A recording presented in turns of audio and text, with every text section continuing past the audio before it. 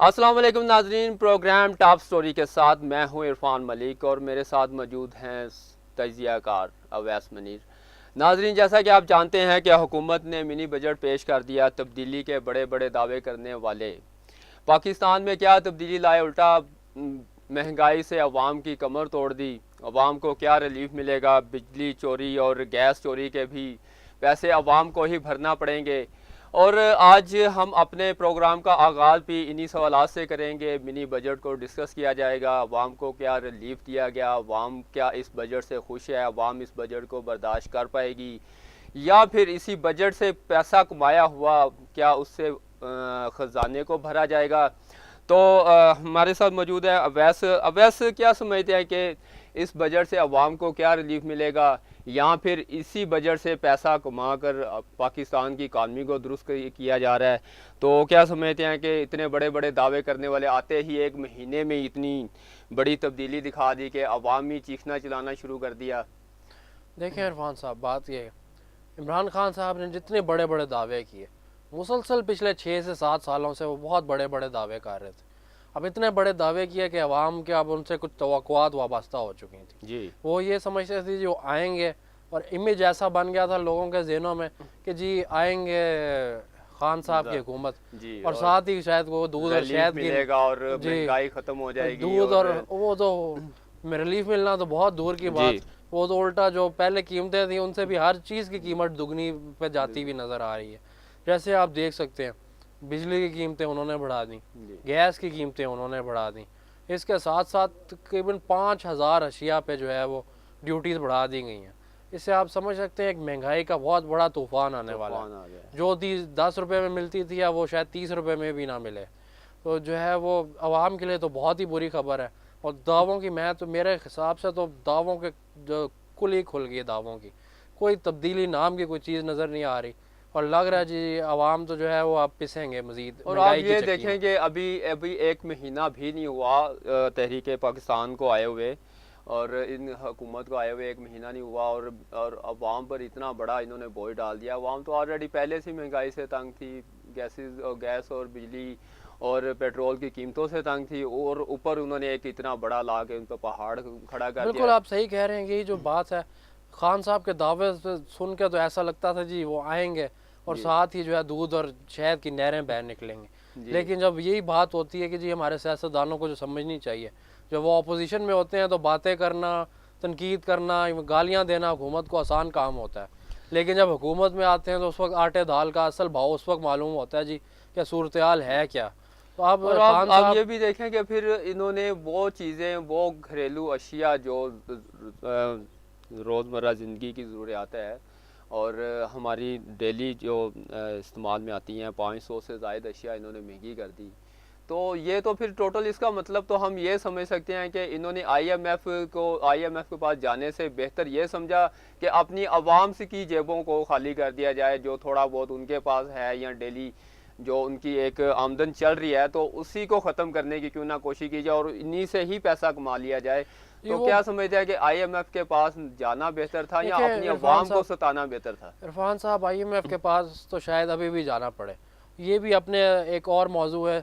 कई सारे हुकूमती जो है मुआशी माहिरीन है, उनका ये ख्याल है जी कि आईएमएफ के पास तो अभी भी जाना पड़ेगा, उसके बगैर कोई गुजारा नहीं। लेकिन अगर मैं फिर से कह रहा हूँ कि अगर ये इक़दाम लेने से और महंगाई का बोझ अवाम पर डालने से अगर कोई आईएमएफ से बचा जा सकता है, फिर भी इस किसी हद तक जवाज़ है इन इक़दाम का। लेकिन अगर ये सब कुछ करने के बावजूद भी आज से 2-3 महीने 4 महीने के बाद अगर असद उमर साहब आईएमएफ के पास चले जाते हैं, फिर तो ये आप कह सकते हैं कि जलती पे तेल वाला काम होगा कि इतनी महंगाई भी बढ़ा दी, इतने टैक्स बढ़ा दिए आईएमएफ के बाद, फिर भी आप के अमीर तबका तो चलो इस बजट को बर्दाश्त कर लेगा, लेकिन आप ये देखें कि जो मजदूर 500-700 की दिहाड़ी कर रहा है और 10,000 जिस बंदे की सैलरी है, वो इस बजट में अपना कैसे गुजर बसर करेगा और कैसे लेके चलेगा, जिसके बच्चे भी हैं, जो घर का किराया भी दे रहा है, बिजली का बिल भी दे रहा है, गैस का बिल ऑलरेडी डबल कर दिया 10%। तो वो ऐसे अपनी मजदूर 700 में और एक जॉब करने वाला बंदा 10,000-15,000 में वो कैसे गुजर करेगा? देखिए बहुत आवाम के लिए मुश्किलात तो बढ़ती हुई लग रही हैं। अब ये जो इक़दामात हैं खान साहब की कुछ समझ नहीं आ रही किस किस्म के उन्होंने फ़ैसले लिए हैं। पेट्रोल की कीमत 92 रुपये लीटर है, गैस की कीमत उन्होंने इतनी बढ़ा दी है कि अब कहा जा रहा है सीएनजी की कीमतों में 18 रुपये किलो तक इजाफा हो जाएगा। अगर वाकई सीएनजी की कीमत 18 रुपये किलो तक बढ़ जाती है तो ये तो पेट्रोल से भी महंगी हो जाएगी। तो आप ये अवाम को किस किस्म का रिलीफ दे रहे हैं, किस किस्म का इकदाम कर रहे हैं, ये तो बिल्कुल ही अवाम से रोटी का नवाला छीनने वाली बात है।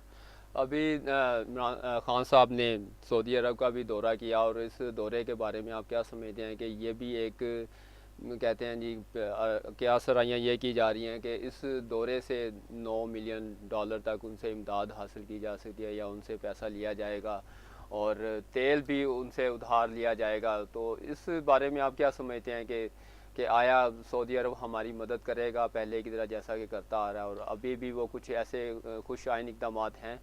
देखिए, उम्मीद तो ज़ाहिर की जा रही है कि खान साहब अब जाएंगे सऊदी अरब। सऊदी अरब जाएंगे तो कुछ ना कुछ बेहतरी की तो उम्मीद है, क्योंकि सऊदी अरब के साथ हमारा एक माजी रहा है, एक बहुत बड़ा हमारा माजी है सऊदी अरब के साथ, कि एक ताल्लुकात की तारीख़ रही है। माजी में भी सऊदी अरब कई मौक़ों पे पाकिस्तान की काफ़ी मदद कर चुका है, कई अरबों डॉलर तक पाकिस्तान को देता रहा है।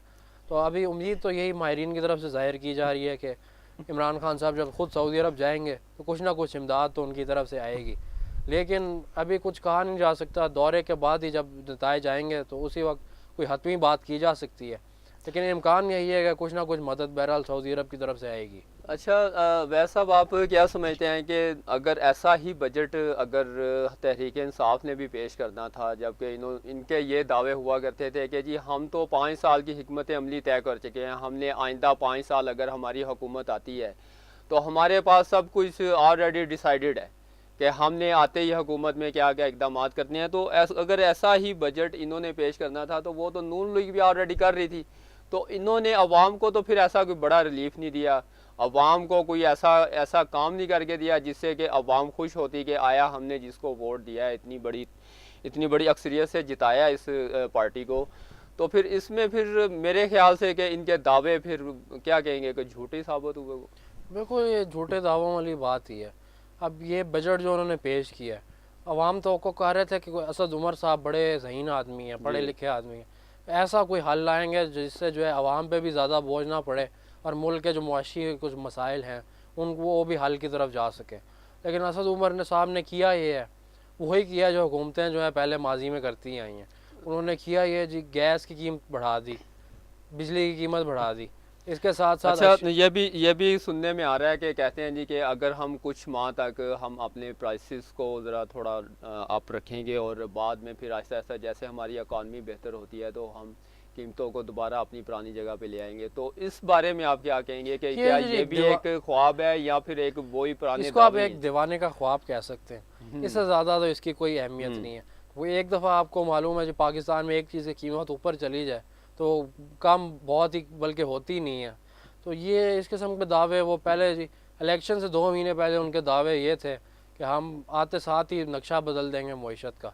अब वो ये बातें कर रहे हैं जी हालात इतने ख़राब हैं कि हमें ऐसे इकदाम लेने पड़ रहे हैं। तो आप जो वो दावे कर रहे हैं कि 6 महीने बाद ये कर देंगे, साल बाद वो कर देंगे, इन दावों की तो आप कोई अहमियत नहीं। अच्छा, वैसा अभी बात हुई थी इमरान खान साहब के दौरे की सऊदी अरब, तो हम इस बात को अभी ना बाद में डिस्कस करते हैं एक प्रॉपर क्वेश्चन की शक्ल में और पूरी डिटेल से इसको डिस्कस करेंगे। अभी फ़िलहाल हम अपनी नेक्स्ट खबर की तरफ बढ़ते हैं, नेक्स्ट स्टोरी की तरफ जाते हैं। कहते हैं जी कि उस्मान बुज़दार साहब ने सुप्रीम कोर्ट से गैर मशरूत माफ़ी मांग ली है। तो क्या उस्मान बुज़दार एक अच्छे वज़ीर आला साबित हुए या फिर यहाँ पे भी बात वही तब्दीली के दावे ही हैं सारे? यहाँ भी जैसे कि हम पहले बात कर रहे थे कि तब्दीली के दावे अब बिल्कुल जो है ना आया होते जा रहे हैं। उस्मान बुज़दार साहब का केस जो है बहुत ही अपनी मिसाल आप कह सकते हैं, अपनी मिसाल आप है। जो हुआ DPO पाकपतन को कैसे आपको मालूम होगा कि एहसन इकबाल गुजर साहब हैं जो कहा जाता है कि ज़ाती दोस्त हैं बुज़दार साहब के, उन्होंने यानी कि एहसन जमील गुजर साहब ने DPO साहब को रिजवान गोंदल साहब को इन्होंने उनको तलब किया वज़ीर आला हाउस और उन्होंने मुअत्तल करवा दिया। ये देखें ये किस कानून के तहत है इतना बड़ा इकदाम उठाया गया। और ये एहसन गुज्जर साहब, एहसन जमील गुज्जर साहब वह सब कौन होते हैं कि वो कहने वाले जी के रिजवान गोंदल साहब का तबादला किया जाए? और खावर मानिका की फैमिली के साथ ऐसा क्या वाक़या पेश आया कि नौबत यहाँ तक आ गई कि DPO साहब को जी तबादला कर दिया जाए, और उस्मान बज़दार साहब ने इतना बड़ा एक्शन ले लिया कि वो DPO साहब का तबादले करने पे तुल गए हैं, और वज़ीर आला हाउस में बुला के उनकी इंसल्ट की जा रही है। तो इसके पीछे असल कहानी क्या है? और चीफ जस्टिस साहब ने इस पर काफ़ी एक्शन लिया और उन्होंने भी काफ़ी सख्त अल्फाज बोले इस केस पे। तो आप इस बारे में क्या कहते हैं कि इसके पीछे वाली कहानी अभी तक नहीं सामने खुलकर आई? देखें इरफान साहब, बात वही आती है जो तब्दीली के दावे, जब आप इतने बड़े बड़े दावे करते हैं, या तो इमरान खान साहब को चाहिए था कि इतने बड़े दावे करते ही ना, कि जी उन्होंने अपने आप को ऐसे साबित करते रहे पिछले 2-3 साल जैसे वो फरिश्ते हैं, उनके साथ जितने भी लोग आएंगे वो सब फरिश्ते होंगे, और जो अभी हुकूमत में मौजूद हैं वो सब उनसे ज़्यादा बुरा लोग हैं ही कोई नहीं दुनिया में। सही है। तो अब जब आप इस किस्म की बातें करते हैं, आवाम का जहन आप पूरा कई साल लगा के इस तरफ लेके जाते हैं, बनाते हैं आप जहन, तो फिर जब आपकी हुकूमत आती है, आवाम की कुछ तवक्कुआत होती हैं आपसे, आवाम समझते हैं कि कोई फ़र्क चीज़ें देखने में आएंगी। फिर होता ये है कि जब बुज़दार साहब को वज़ीर आला लगाया गया, पहला काम उन्होंने किया DPO को तलब करवा लिया। ये अब उनके जो दावे थे कि सियासी मुदाखलात नहीं होगी सिविल सर्विसेज में, पुलिस में ख़ास तौर पे, अब उन दावों को क्या हुआ? सारे दावे जो है बिल्कुल आप कह सकते हैं तितर-बितर हो गए। वही जागीरदाराना निज़ाम शुरू हो गया। वही जनाब जैसे कि वो सिंध के वडेरे पुलिस वालों को बुलाया, अपने डेरों पे बुलाया, 4 बातें सुनाई। जी बिल्कुल, और यही बात आप, ये बात तो आप सामने आ चुकी है कि एहसन जमील गुज्जर साहब ने DPO को अपने डेरे पे तलब किया था और वहाँ पे उनको माफ़ी मांगने का कहा गया, और ये सुप्रीम कोर्ट में बात भी साबित हो चुकी है। लेकिन बाद में जो है वो वज़ीर आला पंजाब साहब मुकर गए कि जी ऐसा तो वाक़या हुआ ही नहीं है। तो अब ये इस पे क्या कहा जा सकता है, ये किस किस्म के नया पाकिस्तान में इसी किस्म के वैसे अब ये भी देखें कि उस्मान बज़दार साहब का ये राइट ही नहीं बनता कि वो चीफ जस्टिस की मंजूरी के बगैर, उनकी मुशावरत के बगैर DPO का तबादला कर सकें।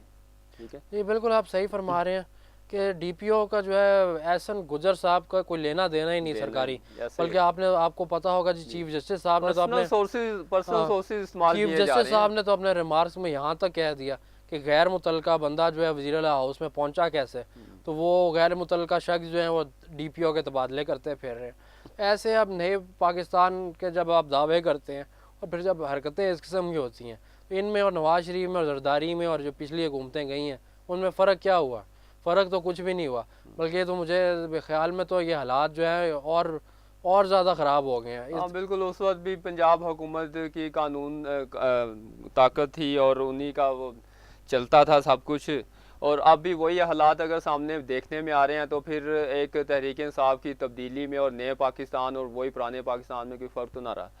चले जी आगे बढ़ते हैं नई स्टोरी की जानिब और देखते हैं कि इमरान खान साहब सऊदी अरब का दौरा पे गए हैं, और इमरान खान का गैर मुल्की दौरा ना करने के दावे भी थे कि 3 माह तक मैं कोई गैर मुल्की दौरा भी नहीं करूँगा, और अभी ये मेरे ख्याल से 1 माह भी पूरा नहीं हुआ और उन्होंने सऊदी अरब का दौरा सबसे पहले किया। तो आप क्या समझते हैं कि दौरे से क्या तवक्कुआत हैं, और खान साहब को इस दौरे से पाकिस्तान को क्या फ़ायदा होगा? दौरा काफ़ी अहमियत का हामिल है। जैसे आपको मालूम है कि पाकिस्तान की जो मुआशी सूरत हाल है वो इतनी अच्छी नहीं है, ख़ासतौर पर जो एक्सटर्नल सेक्टर है पाकिस्तान का, जो ट्रेड गैप है, ट्रेड डेफिसिट है, वो तारीख़ के हाईएस्ट लेवल पे है। कहा जा रहा है कि जी पाकिस्तान का जो ट्रेड डेफिसिट है 31 अरब डॉलर तक पहुंच चुका है, और इसी के साथ पाकिस्तान का जो करंट अकाउंट डेफिसिट है वो 18 अरब डॉलर के आसपास है। तो जब ये हालात हों, एक्सटर्नल सेक्टर में आपको शदीद मुश्किलात हैं, आपके फ़ॉरेन एक्सचेंज रिज़र्व जो हैं वो कम होते जा रहे हैं, ऐसी सूरत हाल में आप 2 तरीके हो सकते हैं। या तो आप इंपोर्ट्स को कम करें बहुत ज़्यादा, एक्सपोर्ट्स को बढ़ाएं। एक्सपोर्ट्स बढ़ाना जो है एक लंबा प्रोसेस है, इसमें काफ़ी टाइम भी लग सकता है, लेकिन इंपोर्ट्स आप फौरी तौर पे कम भी कर सकते हैं। लेकिन एक फौरी तौर पे आप पाकिस्तान को एक सहारे की भी ज़रूरत है, और कुछ अपने फ़ॉरेन रिज़र्व्स को बढ़ाने के लिए फौरी तौर पे पाकिस्तान को 5 से 8 अरब डॉलर की ज़रूरत है। तो ये रकम या तो फिर IMF से ली जा सकती है। IMF के पास अगर हुकूमत नहीं जाना चाह रही तो फिर ये ऑप्शन है कि सऊदी अरब से पैसे लिए जाएँ, जो कि सुनने में आ रहा है कि खान साहब वहाँ गए हैं, तो शायद ऐसा कोई बात सामने आए कि सऊदी अरब 5 से 6 अरब डॉलर पाकिस्तान के अकाउंट में मुंतकिल कर दें। तो जी उससे जो है वो पाकिस्तान का एक्सटर्नल अकाउंट जो होगा उसमें काफ़ी बेहतरी आएगी, स्ट्रॉन्ग हो जाएगा, और इससे ये कि डॉलर की कीमत भी नीचे बढ़ने जी का डॉलर की कीमत में भी थोड़ी कमी होने का इम्कान है।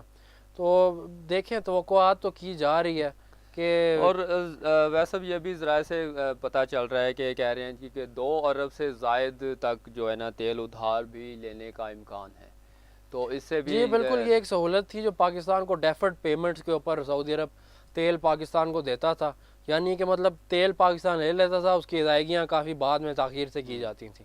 तो ये एक सहूलत माजी में भी सऊदी अरब पाकिस्तान को देता रहा है, लेकिन गुज़िश्ता कुछ सालों से कहा जाता है कि शरीफ ख़ानदान के ताल्लुकात जो हैं वो ख़राब हो गए थे सऊदी अरब के साथ, तो गुज़िश्ता कुछ सालों से ये सहूलत उन्होंने वापस ले ली थी पाकिस्तान से।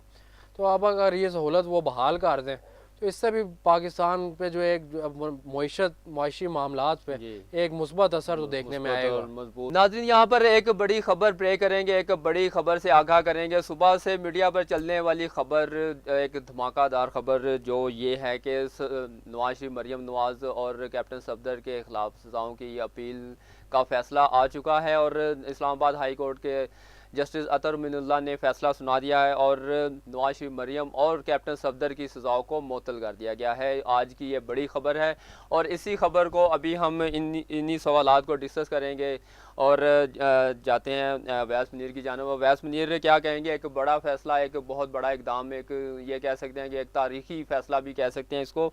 तो क्या समझते हैं कि बाप बेटी पर करप्शन साबित नहीं हो सकी? जज ने ये रिमार्क्स दे के उनकी सज़ाओं को मुअत्तल कर दिया है।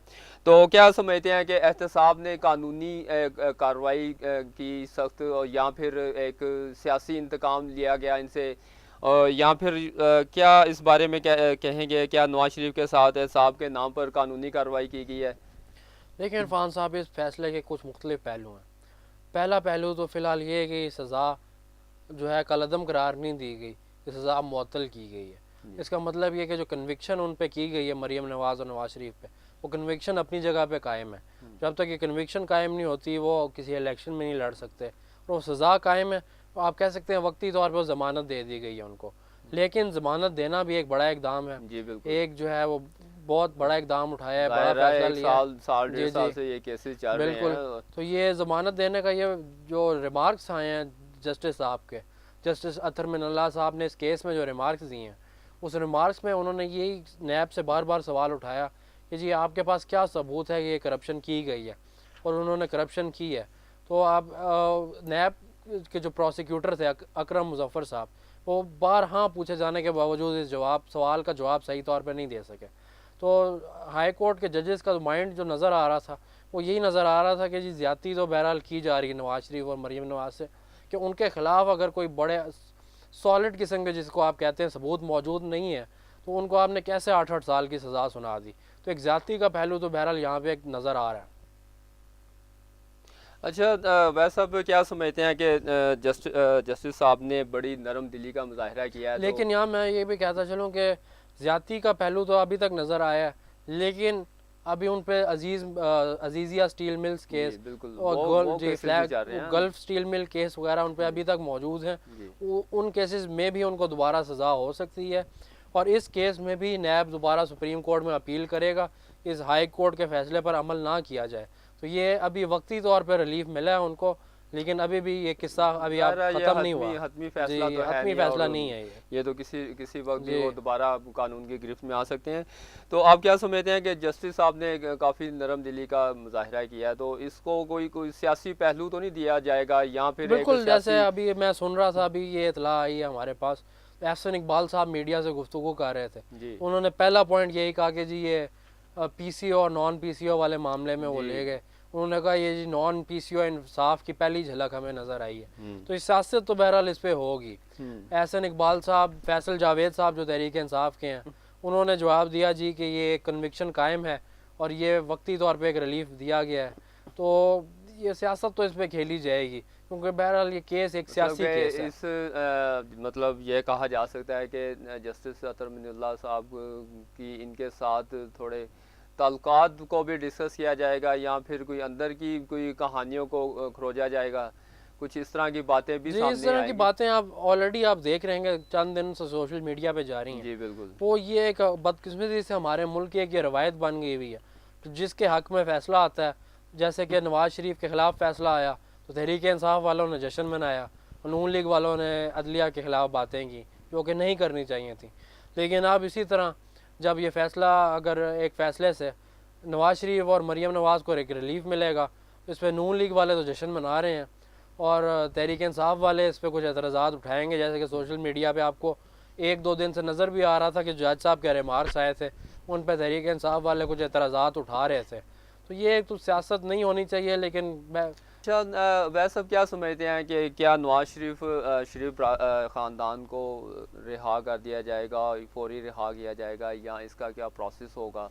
ये प्रोसेस इसका ये है कि आम तौर पे तो इस प्रोसेस में 2 से 3 रोज़ लगते हैं कि जब किसी भी सज़ा मुअत्तल की जाती है जी। तो आईजी तक अहकामात पहुँचाए जाते हैं, आईजी के ज़रिए जेल इंतज़ामिया तक अहकामात पहुँचाए जाते हैं। 2 से 3 दिन का प्रोसेस ये होता है। लेकिन जैसा कि आपको मालूम है, ये बहुत ही हाई प्रोफाइल केस है और मुल्क के 3 दफ़ा वज़ीर आज़म रह चुके हैं नवाज़ शरीफ साहब। तो उम्मीद ये ज़ाहिर की जा रही है कि ये प्रोसेस शायद मे बी आज रात तक ही मुकम्मल कर लिया जाए, क्योंकि आगे 2 रोज़ आज जैसे आपको मालूम है तातील भी है। जी बिल्कुल। तो ये प्रोसेस जल्दी हो सकता है। अच्छा, आगे आपको नवाज शरीफ साहब का सियासी कैरियर क्या क्या नज़र आ रहा है? इस सियासी मामलात काफ़ी बेहतर होने की उम्मीद है नवाज़ शरीफ और ख़ास तौर पर मरीम नवाज़ साहिबा का, क्योंकि वो अब 2 महीने जेल में रह के आई हैं।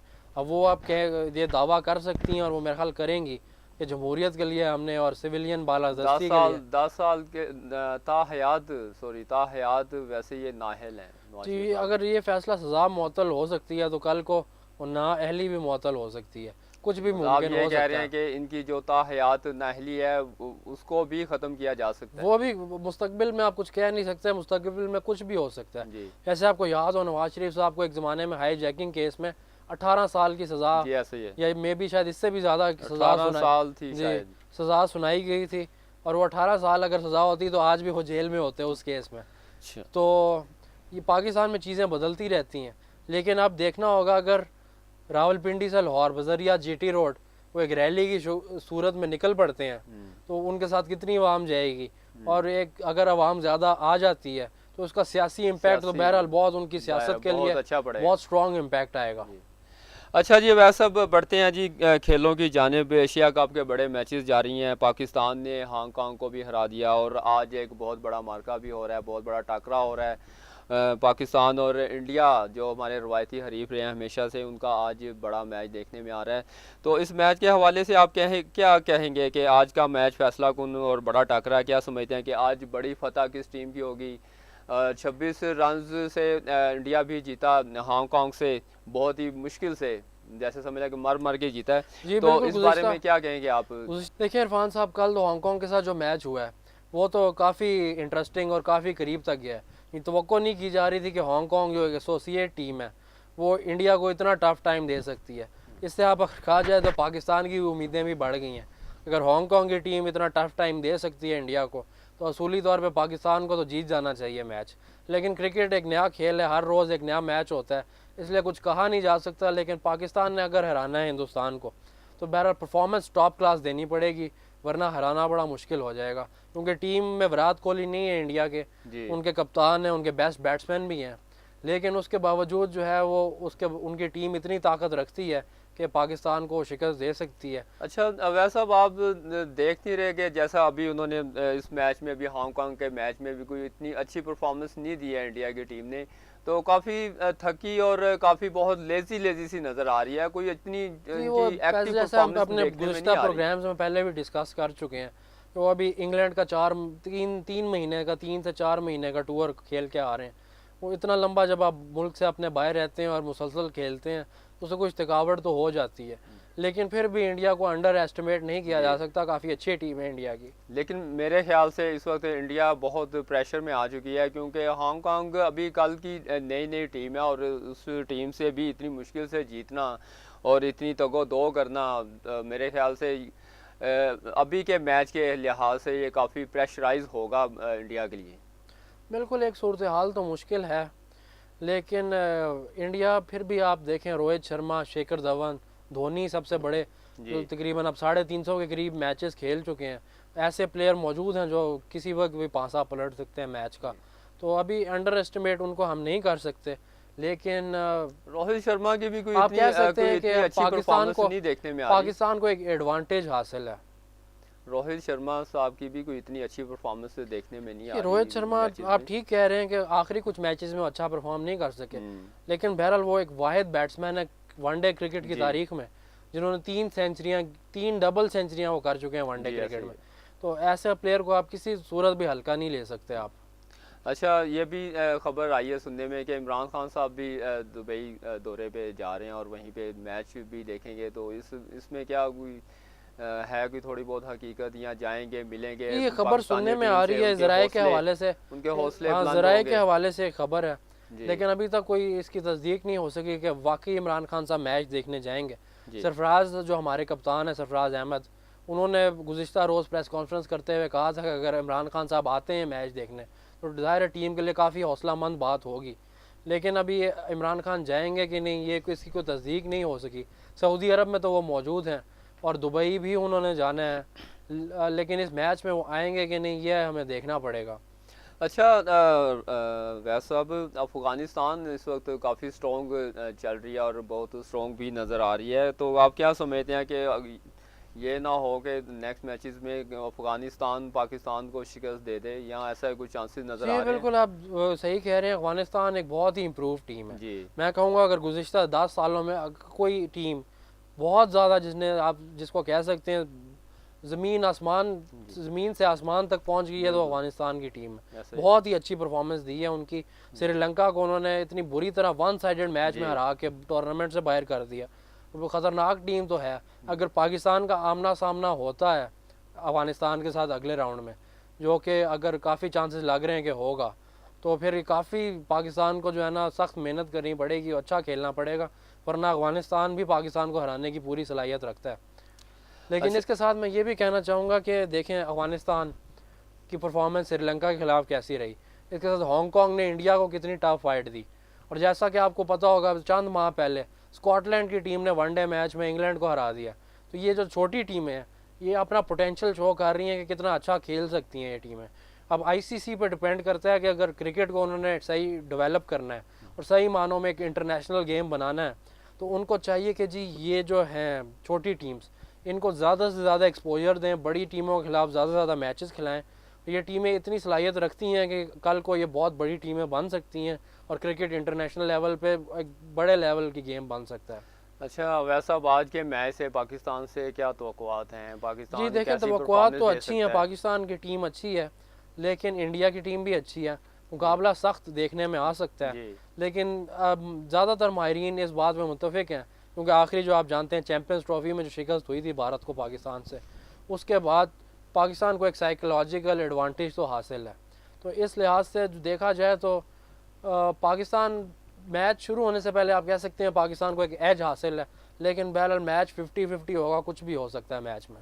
जी नाजरीन, प्रोग्राम का वक्त यहाँ पर होगा ख़त्म। नेक्स्ट प्रोग्राम टॉप स्टोरीज़ में नई मालूमात के साथ फिर हाज़िर होंगे। तब तक के लिए मुझे इरफान मलिक और अवैस मुनीर को इजाज़त दें। अल्लाह हाफ़िज़।